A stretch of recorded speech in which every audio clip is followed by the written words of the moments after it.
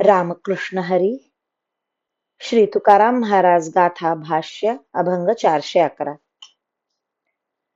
हो का दुराचारी वाचे नाम जो उच्चारी, त्याचा दास मी अंकित, काया वाचा मने सहित. नसो भाव चित्ती हरीचे गुण गाता गीती, करी अनाचार वाचे हरिनाम उच्चार. हो का भलते कुळ शुची अथवा चांडाळ, म्हणवी हरीचा दास तुका म्हणे धन्य त्यास.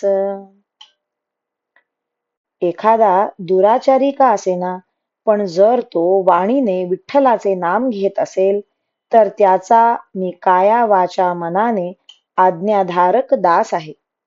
त्याच्या चित्तात हरीचे गुण गाताना प्रेम नसेल तर नसू द्या.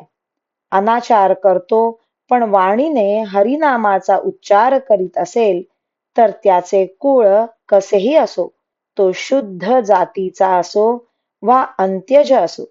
तुकाराम महाराज म्हणतात, जर तो स्वतःला हरीचा दास म्हणवून घेत असेल, तर तो धन्यच होय. या अभंगाचा आशय असा की अनाचार करीत असता नाम घेतले तर ते वेदाला व श्री तुकाराम महाराजांना मान्य आहे, किंवा नाम घेणाऱ्याने अनाचार केलाच पाहिजे असा दोन्ही प्रकारचा आशय नसून, नाम घेण्याच्या काळात एखाद्याचा अनाचार चालू असला तरी सुद्धा नामाच्या सामर्थ्याने कालांतराने कृतकर्मांबद्दल त्याला पश्चाताप होऊन त्याची चित्तशुद्धी होते आणि त्याच्यावर हरिप्रसाद होतो. म्हणून अनाचार्याने देखील नाम घ्यावे असे नामाचे महात्म्य सांगण्यात या अभंगाचे तात्पर्य आहे. रामकृष्ण हरी. श्री कृष्णार्पणमस्तु.